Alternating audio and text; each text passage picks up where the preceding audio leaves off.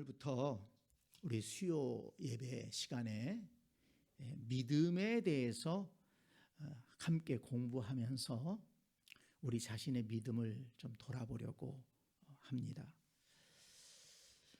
예수 그리스도의 복음은 믿음을 강조합니다.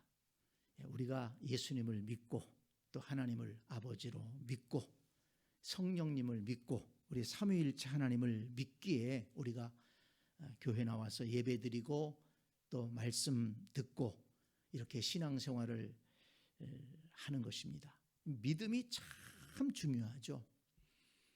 우리가 잘 아는 말씀 요한복음 3장 16절에 하나님이 세상을 이처럼 사랑하사 독생자를 주셨으니, 이게 엄청난 일이거든요. 하나님이 세상을 사랑하셔서 독생자를 보내주셨다. 그런데 왜 독생자를 보내주셨느냐? 이 엄청난 일을 왜 하셨느냐? 이는 그를 믿는 자마다 멸망하지 않고 영생을 얻게 하려 하심이라. 성경은 이렇게 믿음이 영생을 얻는 길이라고 분명하게 말씀합니다. 요한복음 5장 24절에 보면 예수님께서 내가 진실로 진실로 너희에게 이르노니 내 말을 듣고 또 나 보내신 이를 믿는 자는 영생을 얻었고 심판에 이르지 아니하나니 사망에서 생명으로 옮겼느니라. 이게 엄청난 일입니다. 영생을 얻는다는 것, 그리고 심판에 이르지 아니하고 사망에서 생명으로 옮긴다. 이거는 돈으로도 살 수 없는 것이고 이 세상의 그 어떤 것으로도 얻을 수 없는 것입니다. 이건 우리 인생들에게 궁극적인 소망이 되는 놀라운 일입니다. 이것의 소중함은 우리가 하나님의 나라에 가면 정말 알게 될 것입니다. 그런데 이것이 믿는 자에게 주어진다. 이 믿음이 얼마나 중요합니까? 요한복음 6장 35절에 보면 예수께서 이르시되 나는 생명의 떡이니 내게 오는 자는 결코 줄이지 아니할 터이요 나를 믿는 자는 영원히 목마르지 아니하리라. 예수님께 나와서 예수님을 믿는 자는 영원히 줄이지 않고 배고프지 않고 영원히 목마르지 않을 것이다. 하나님께서 예수 그리스도를 믿는 자에게는 영적으로 풍족한 은혜를 주신다는 것입니다. 믿음이 얼마나 중요합니까? 예수님께서 이렇게 믿음을 강조했습니다. 이 바울도 복음을 전하면서 우리가 주일마다 사도행전을 계속 바울의 발자취를 따라갔습니다마는 이 바울이 전하는 예수 그리스도의 복음의 핵심이 무엇입니까? 로마서 3장 28절 보면 그러므로 사람이 의롭다 하심을 얻는 것은 율법의 행위에 있지 아니하고 믿음으로 되는 줄 우리가 인정하노라. 이 유대인들이 구약의 모세의 율법을 잘못 이해해서 율법을 지킴으로 뭔가 되는 줄 알았어요. 사실 다 지키지도 못하면서. 그런데 예수 그리스도의 십자가의 복음은 그 율법을 다 완성하시고 율법을 폐하시고 이제는 율법이 할 수 없는 일을 예수 그리스도를 통해서 이루신 것입니다. 그래서 믿음으로 되는 줄 우리가 인정하노라. 예수 그리스도를 믿음으로 의롭다함을 얻는다는 것입니다. 로마서 10장 9절 내가 만일 내 입으로 예수를 주로 시인하며 또 하나님께서 그를 죽은 자 가운데서 살리신 것을 내 마음에 믿으면 구원을 받으리라. 입으로 시인하고 마음에 믿으면 구원을 받는다. 바울도 예수님의 그 십자가의 복음을 받아서 그대로 전했습니다. 갈라디아서 3장 6절에 보면 이 바울이 유대인들이 잘못 생각하고 있다는 것을 지적하고 있는데 유대인들은 자신들이 아브라함의 자손이라는 것을 굉장히 자부심을 갖고 있잖아요. 그래서 아브라함과 모세를 이어서 우리는 하나님께 택함 받은 선민이고 하나님이 우리를 구원하시고 우리에게 율법을 주셨다. 굉장한 자부심을 갖고 있었는데 바울이 그런 율법주의자들에게 뭐라고 얘기하냐면 아브라함이 하나님을 믿음에 그것을 그에게 의로 정하셨다함과 같으니라. 아브라함이 율법 지켜서 의롭다함을 받은 줄 아느냐? 아니다. 아브라함이 하나님을 믿었다는 거예요. 정말 믿을 수 없는 상황에서 아브라함은 하나님을 믿었고 하나님은 그 믿음을 보시고 그를 인정해 주셨다는 것입니다. 그래서 믿음으로 말미암는 자들은 아브라함의 자손인 줄 아노라. 갈라디아서 3장 7절에 보면 율법을 지킴으로 아브라함의 자손 되는 게 아니다. 하나님을 믿음으로 아브라함의 후손이 되는 것이다. 뿐만 아니라 거기 9절에 보면 그러므로 믿음으로 말미암는 자는 믿음이 있는 아브라함과 함께 복을 받느니라. 아브라함의 후손이 될 뿐만 아니라 아브라함이 받아 누렸던 그 복을 믿음으로 받게 된다. 왜냐하면 아브라함이 믿음의 사람이기 때문에 이 유대인들은 율법을 강조했는데 아니다. 아브라함, 너희들이 조상으로 여기는 그 아브라함 믿음으로 하나님께 인정받았고 믿음으로 복을 받았다. 그러므로 우리도 믿으면 하나님을 잘 믿으면 아브라함의 후손, 믿음의 후손이 될 수가 있다. 이렇게 강조한 것입니다. 자, 이렇게 성경은 믿음을 굉장히 강조하죠. 믿음으로, 오직 믿음으로. 그런데 우리가 하나님 말씀을 읽으면서 중요하게 봐야 될 것이 뭐냐면 그러면 과연 그 믿음이 우리 속에 있느냐는 거예요. 믿음이 이렇게 강조하고 있고 믿음이 의롭다 하심을 얻게 하고 믿음이 하나님의 자녀가 되게 하고 믿음이 하나님의 복을 받게 하는데 과연 그 믿음이 우리 속에 있느냐는 거예요. 믿음이 있어야 그 구원받을 수 있고 믿음이 있어야 의롭다함을 받을 수 있고 믿음이 있어야 이 성경에 기록된 하나님이 약속하신 그 모든 은혜와 복을 받아 누릴 수 있는 것 아니겠습니까? 마태복음 9장에 보면 예수님께서 복음을 전하며 다니시다가 한 곳에 갔을 때 사람들이 중풍병자를 들것에 메고 온 그런 사건이 있었습니다. 여러분 기억하실 거예요. 그런데 예수님이 뭐라고 말씀하시냐면 예수께서 그들의 믿음을 보시고 중풍병자에게 이르시되 안심하라 내 죄가 사함받았다 이렇게 말씀하셨어요. 우리가 복음서를 읽어보면 예수님이 내 믿음대로 될지어다 이렇게 말씀하신 게 굉장히 많잖아요. 그러니까 예수님은 그들 속에 있는 믿음을 보셨다는 거예요. 믿음을 보시고 네가 죄사함 받았다, 내가 병고침 받았다, 네 집에 구원이 이르렀다. 예수님이 보신 것은 어떤 인물을 본 것이 아니고 재산을 본 것이 아니고 어떤 형편을 본 것이 아니고 그들의 믿음을 보셨어요. 그들 속에 믿음이 있었기 때문에 예수님의 은혜를 받을 수가 있었고 또는 때로는 예수님의 능력을 체험할 수가 있었던 것이죠. 그러니까 믿음이 있느냐 이게 참 중요한 문제인 겁니다. 우리가 얼마 전에 그 사도행전 말씀을 읽으면서 14장 8절에 보면 이제 바울이 바나바와 함께 1차 전도 여행 다니다가 루스드라에 들어갔을 때 그 루스드라 광장에서 예수님의 복음의 말씀을 전하는데 거기에 누가 앉아 있었냐면 나면서부터 걷지 못하는 그런 사람이 앉아 있었어요. 불쌍한 사람이죠. 거지 같은 인생으로 사는 거예요.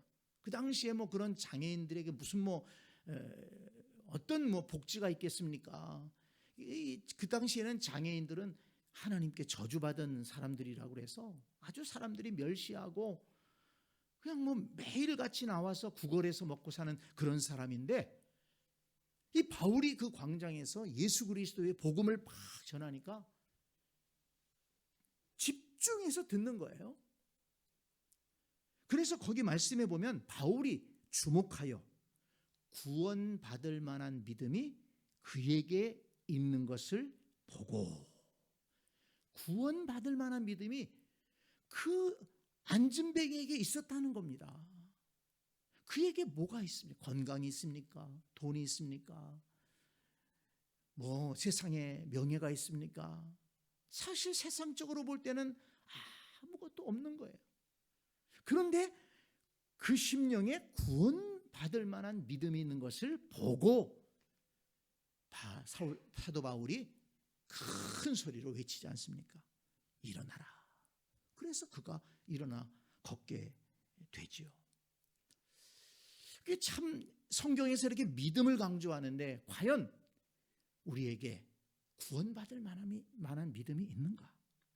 또 하나님의 은혜와 능력을 받을 만한 그런 믿음이 있는가?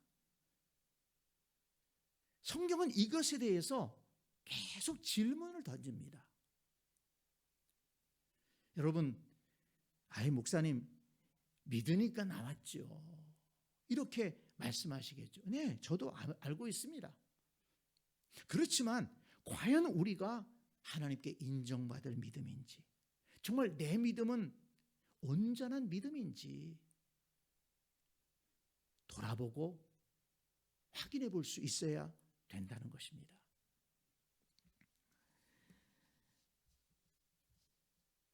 누가복음 18장 8절에 보면 예수님께서 이런 말씀을 하십니다. 그러나 인자가 올 때에 세상에서 믿음을 보겠느냐? 예수님께서 다시 재림하실 때 정말 믿음 가진 사람들을 볼 수 있겠나? 그렇게 말씀하셨습니다. 예수님 당시에도 정말 믿음 좋았던 사람들이 누굽니까? 믿음이 좋다고 주장했고 그렇게 보였던 사람들이 바로 서기관들, 바리새인들, 그 당시에 종교인들 아니겠습니까? 거룩한 옷을 입고 예루살렘 성전에서 제사 드리면서 또 구약의 율법들을 가르치고 그랬던 사람들이잖아요. 그런데 예수님께 사실은 그들이 가장 욕을 많이 먹었습니다. 사실 예수님이 욕하시는 분이 아닌데 예수님이 그들을 향해서는 아주 신랄하게 비판했어요. 그런데 마태복음 23장 23절을 보니까 이렇게 예수님 말씀하십니다. 화 있을진저 외식하는 서기관들과 바리새인들이여, 너희가 박하와 회향과 근체의 11조는 들이되 율법에 더 중한 바 정의와 긍휼과 믿음은 버렸도다. 그들이 종교적인 열심을 가지고 해야 될 것들을 했습니다. 그런데 뭘 버렸다고요? 정의와 긍휼과 믿음을 버렸도다. 그들 속에 정말 더 중요한 게 없는 거예요. 그러면서 예수님이 그러나 이것도 행하고 저것도 버리지 말아야 할지니라. 그래, 너희가 잘하고 있어. 하나님 앞에 11조 예물 드리는 거, 하나님 앞에 헌신하고 예배하는 것 잘하고 있어. 그거 계속해야 돼. 그렇지만 너희들이 버린 것, 정의와 긍휼과 믿음, 이거 버리면 안 돼. 그거 붙잡아야 된다. 예수님이 그렇게 말씀한 겁니다. 그렇다면 여러분, 우리가 열심히 하는 것 있지만 정말 하나님 보시기에 더 소중한 것을 잃어버리고 있지는 않는가? 우리도 우리 자신을 돌이켜볼 수 있어야 된다는 것입니다. 자, 오늘 우리가 고린도후서 13장 말씀을 읽었어요. 바울이 고린도 교회에 보낸 편지, 이제 전서와 후서가 있는데 그 마지막 부분 아니겠습니까? 그런데 오늘 말씀을 잘 읽어보면 바울이 굉장히 화가 나 있어요. 굉장히 그 격앙된 감정으로 이 편지를 쓰고 있습니다. 한번 보세요. 1절, 13장 1절. 내가 이제 세 번째 너희에게 가리니, 이미 두 번째 갔다 왔어요. 근데 내가 한 번 더 가야 되겠다, 이 얘기입니다. 두세 증인의 입으로 말마다 확정하리라. 두세 증인의 입으로 말마다 확정하리라.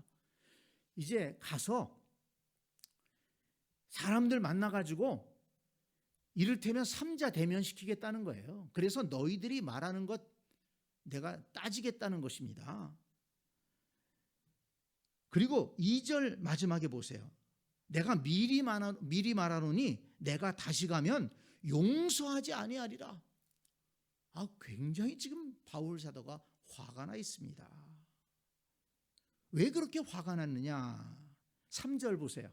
이는 그리스도께서 내 안에서 말씀하시는지 증거를 너희가 구함이니, 이렇게 얘기합니다. 뭡니까? 지금 고린도 교회의 어떤 사람들이 바울을 계속 공격하는 거예요. 바울이 정말 사도가 맞냐? 예수님 12제자 중에 들지도 않았는데 어떻게 사도라고 할 수가 있느냐? 또 지난번에 바울이 왔을 때 보니까 바울이 말하는 것도 좀 힘이 없고, 편지를 쓴 건 읽어보면 굉장히 힘이 있고 그 내용이 좋은 것 같은데, 직접 만나서 이렇게 말씀을 들어보니까 영 힘이 없고, 뭐 강하게 우리를 이끄는 것도 없고, 그렇지 않느냐? 좀 키도 작고. 바울에 대해서 굉장히 비판하는 거예요. 바울이 너무 속이 상했던 겁니다. 그래서 앞에 여러 가지 문제를 이제 고린도 이 후서의 편지를 보내면서 여러 가지 문제들에 대한 답을 얘기하고 나서 이제 내가 세 번째 내가 다시 가겠다. 다시 가서 나에 대해서 그렇게 시비 거는 사람들 내가 가만두지 않겠다. 이번에는 가서 내가 철저하게 따지겠다. 이렇게 이 편지를 쓰고 있는 겁니다. 자, 그 앞에 우리 10장에 가서 한번 볼까요?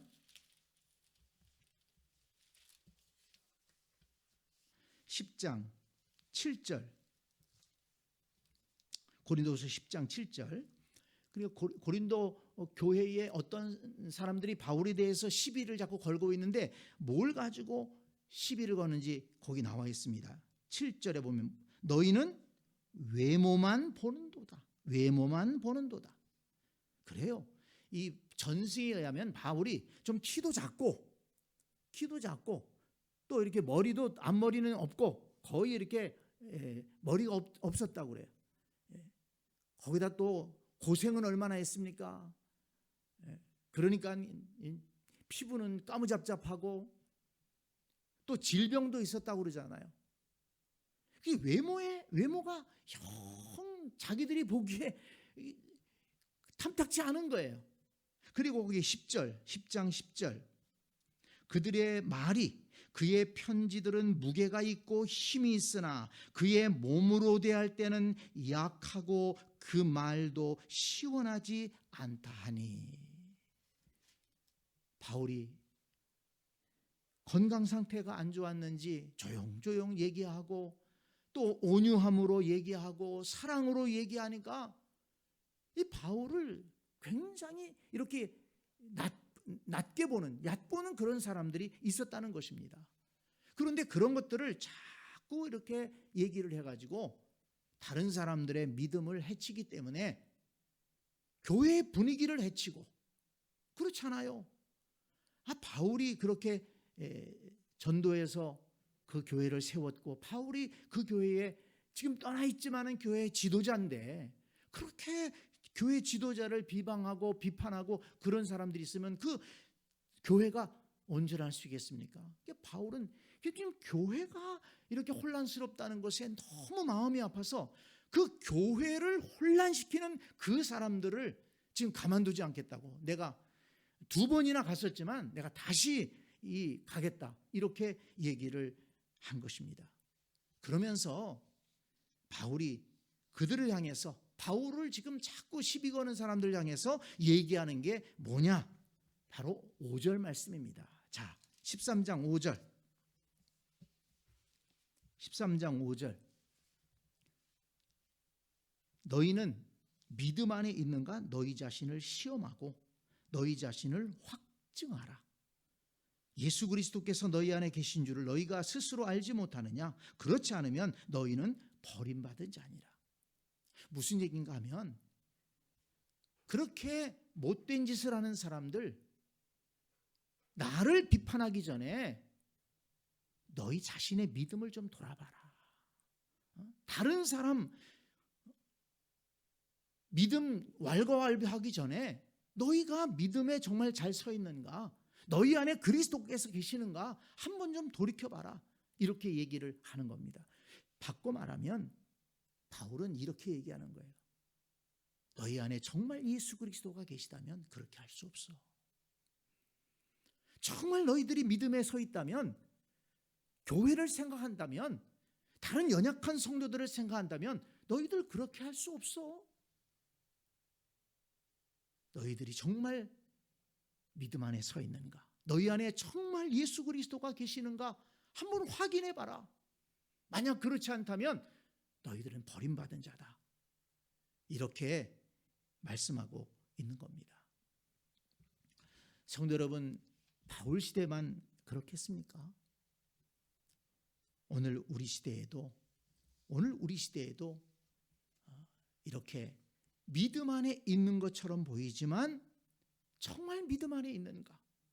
정말 예수 그리스도가 그 마음속에 있고 믿음 위에 서서 하나님을 사랑하고 교회를 사랑하고 이웃을 사랑하면서 정말 믿음으로 하나님이 기뻐하시는 신앙생활을 해야 되겠다라고 늘 마음에 생각하면서 주님과 동행하면서 살아가는 그런 사람들이 많이 있지만, 과연 나는 그런 믿음의 사람인가? 그렇지 못한 사람들도 많이 있지 않습니까? 혹시 그 중에 나는 아닐까? 한번 돌이켜볼 수 있어야겠다는 것입니다.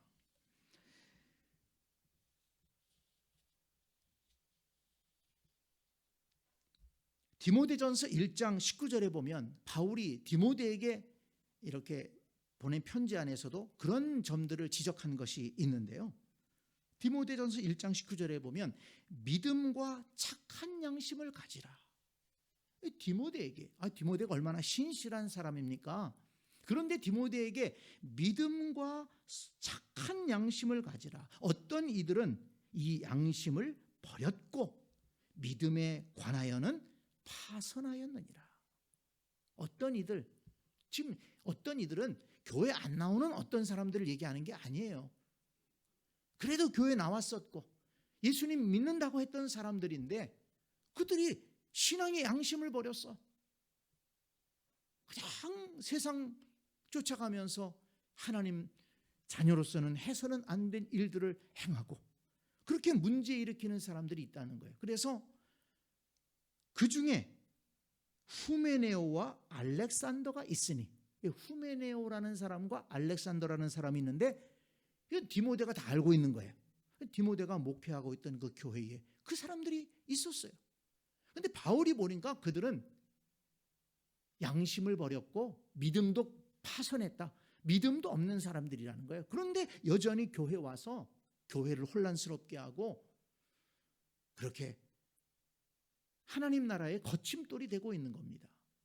구체적으로 후메네오와 알렉산더가 있으니 내가 사탄에게 내준 것은 그들로 훈계를 받아 신성을 모독하지 못하게 하려 함이라. 바울이 그들은 아예 그냥 내쳐버렸다는 것입니다. 그 정도로 문제를 일으켰다는 것이죠. 자, 여러분, 예수님 말씀에도 보면 이 믿음을 갖고 살아간다는 것에 대해서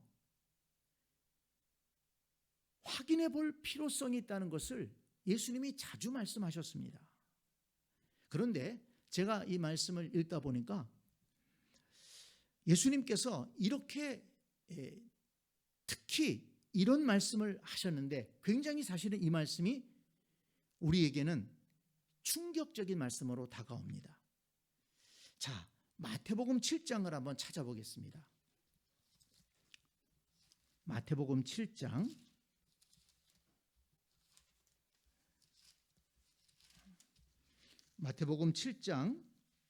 23절을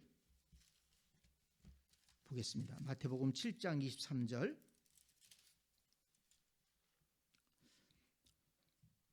같이 한번 읽어볼까요? 그때에 내가 그들에게 밝히 말하되 내가 너희를 도무지 알지 못하니 불법을 행하는 자들아 내게서 떠나가라 하더라. 거기에 내가 너희를 도무지 알지 못하니 거기에 밑줄을 켜놓으세요. 예수님께서 마지막 때에 내가 너희를 도무지 알지 못한다 이렇게 얘기할 사람이 있다는 것입니다. 그런데 그 앞부분에 보면 어떤 말씀이 나오냐면 나더러 주여 주여 하는 자마다 다 천국에 들어갈 것이 아니요 다만 하늘에 계신 내 아버지의 뜻대로 행하는 자라야 들어가리라. 그날에 많은 사람이 나더러 이르되 주여 주여 우리가 주의 이름으로 선지자 노릇하며 주의 이름으로 귀신을 쫓아내며 주의 이름으로 많은 권능을 행하지 아니하였나이까 하리니.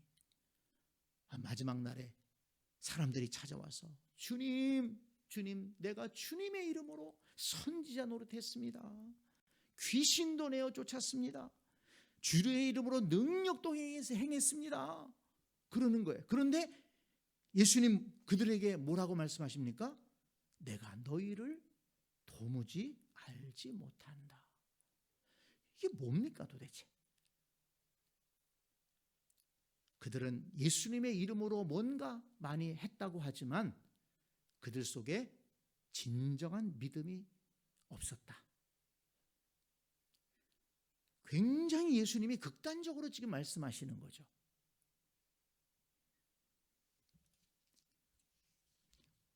마태복음 25장을 가서 한번 보겠습니다. 마태복음 25장. 마태복음 25장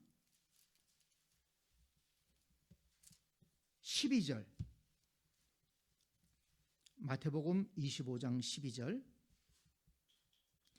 13절 같이 읽습니다. 대답하여 이르되 진실로 너희에게 이르노니 내가 너희를 알지 못하노라 하였느니라. 그런즉 깨어 있으라. 너희는 그날과 그때를 알지 못하느니라. 거기에 내가 너희를 알지 못하노라 거기도 또 밑줄을 쳐놓으세요. 예수님이 또 한 번 말씀하셨네요. 이 말씀은 그 10처녀의 비유의 말씀입니다. 신랑을 맞이할 준비를 하고 있는데 10명의 처녀가 있었는데 5명은 기름을 준비하고 5명은 기름을 준비하지 못했어요. 신랑이 더디 오기 때문에 다 지쳐서 피곤해서 잠들었는데 신랑이 온다고 이제 소리가 들렸습니다. 처녀들이 다 깼어요. 그런데 기름을 준비한 처녀들은 등불을 켜고 나가서 신랑을 맞이했고 신랑과 함께 성 안으로 들어갔습니다. 그러나 기름을 준비하지 못한 처녀들은 그제서야 기름을 준비하려고 우왕좌왕하고 간신히 준비해가지고 와서 문을 들이더니지만 이미 성문은 닫혔다. 그러니까 이 처녀들이 신랑의 이름을 부르는 거예요. 그런데 뭐라고 얘기합니까? 내가 너희를 알지 못한다. 결국 성 안에 들어가지 못했다는, 그 혼인잔치에 들어가지 못했다는 것입니다. 그 혼인잔치는 하나님 나라의 혼인잔치를 말하는 것이죠. 그 신랑은 예수님을 말하는 것 아니겠습니까? 그래서 너희는 깨어있으라. 깨어있으라. 기름 준비해가지고 깨어있으라. 이 말씀을 하신 거죠. 우리 한 가지만 더 찾아볼까요? 누가복음 13장을 보겠습니다. 누가복음 13장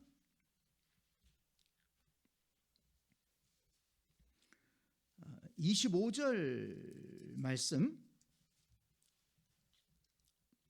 누가복음 13장 25절 같이 읽습니다. 집주인이 일어나 문을 한 번 닫은 후에 너희가 밖에 서서 문을 두드리며 주여 열어주소서 하면 그가 대답하여 이르되 나는 너희가 어디에서 온 자인지 알지 못하리라 하리니 26절 그때 너희가 말하되 우리는 주 앞에서 먹고 마셨으며 주는 또한 우리의 길거리에서 가르치셨나이다 하나 27절 그가 너희에게 말하여 이르되 나는 너희가 어디에서 왔는지 알지 못하노라 행악하는 모든 자들아 나를 떠나가라 하리라. 네, 이 말씀도 비슷한 말씀이죠. 나는 너희가 어디에서 왔는지 알지 못하노라. 거기다 밑줄을 쳐놓으세요. 그들은 우리가 주 앞에서 먹고 마셨습니다. 주님은 우리에게 말씀을 가르쳐 주셨습니다. 문을 좀 열어주세요. 그러는데 너희가 어디에서 왔는지 나는 알지 못한다. 이렇게 예수님께서 이런 말씀을 반복해서 하신 이유가 무엇이겠습니까? 아까 예수님 말씀하신 대로 마지막 때에 과연 믿는 자를 보겠느냐? 믿는 자를 보겠느냐? 진정으로 하나님이 기뻐하시는 믿음, 구원받을 만한 믿음, 은혜와 축복을 받을 만한 믿음, 이 믿음을 가진 사람들이 적어질 것이다. 귀할 것이다. 이것을 예수님 보셨기 때문에 이 말씀을 이렇게 반복해서 경고의 말씀으로 주신 것입니다. 그래서 우리가 이런 말씀들을 볼 때 오늘 바울이 고린도 교회 성도들에게 특히 고린도 교회에 정말 믿는 것 같은데 믿는 사람으로서 행동하지 못하는 그런 사람들을 향해서 정말 너희가 너희 안에 그리스도가 계신가를 한번 확인해봐라. 따져봐라. 너희 믿음을 확증해라. 이렇게 말씀하신 것처럼 오늘 우리도 이렇게 예수님 말씀을 통해서도 그렇고 과연 우리가 정말 바른 믿음을 갖고 있는가를 돌아볼 수 있어야 한다는 것입니다. 자, 그래서 바울은 고린도 전서 9장 27절을 보면 이렇게 얘기합니다. 자, 이제 결론적인 말씀인데요. 고린도 전서 9장 27절을 찾아보겠습니다. 고린도 전서 9장 27절.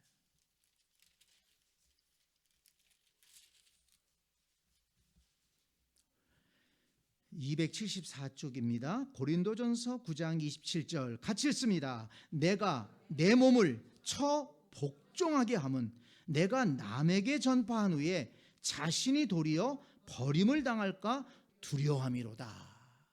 버림을 당할까 두려워함이로다. 바울 같은 사람도요 두려운 마음이 있었다는 거예요. 뭐가 두렵습니까? 유대인들의 던지는 돌이 두려운 것이 아니고 내가 다른 사람에게는 복음을 전파하고 다른 사람을 구원시켰다고 하지만 구원의 길로 인도했다고 하지만 내가 도리어 버림을 당할까 걱정이 돼서 내 몸을 처 복종시킨다. 뭐에 복종시키는 겁니까? 하나님 말씀 앞에 복종시키는 것이고 하나님의 뜻 앞에 복종시키는 것입니다. 하나님 마음에 들게 신앙생활해야 되는데 내가 다른 사람은 복음을 전해놓고서 내가 버림당하면 어떡하나. 바울이 이런 자세로 살아갔다는 것입니다. 빌립보서 2장 12절 말씀을 찾아보겠습니다. 빌립보서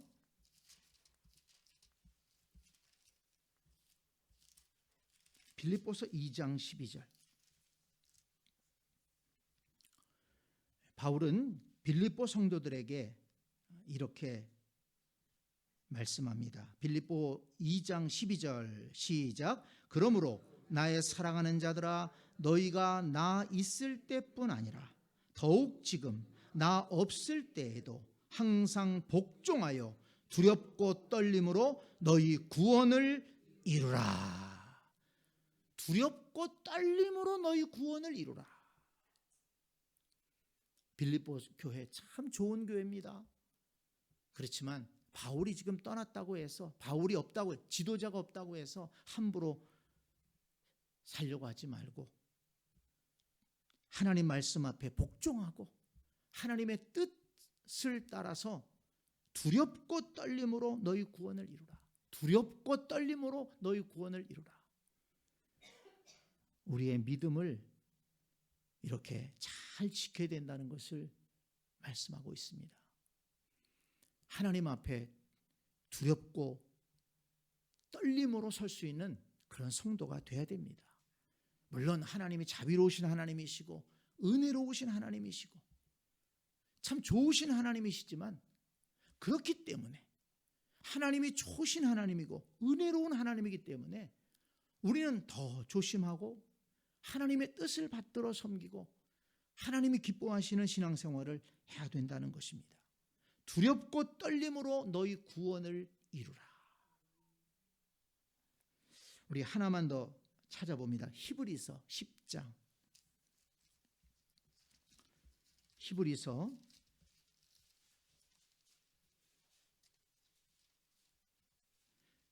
10장 22절 말씀.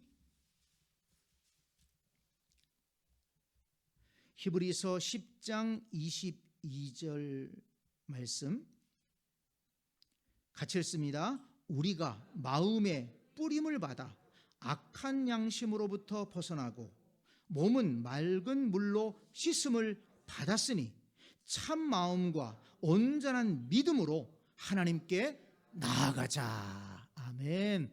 아멘. 네, 히브리서도 믿음을 굉장히 강조합니다.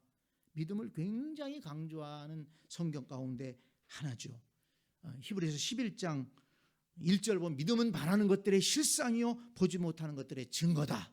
또 11장 6절에 보면 믿음이 없이는 하나님을 기쁘시게 못하나니 하나님께 나아가는 자는 그가 계신 것과 또 그가 자기를 찾는 자들에게 상 주시는 이심을 믿어야 할지니라. 굉장히 믿음을 강조합니다. 지금 여기 10장에서도 우리가 예수 그리스도의 피를 힘입어 성소에 들어갈 담력을 얻었다.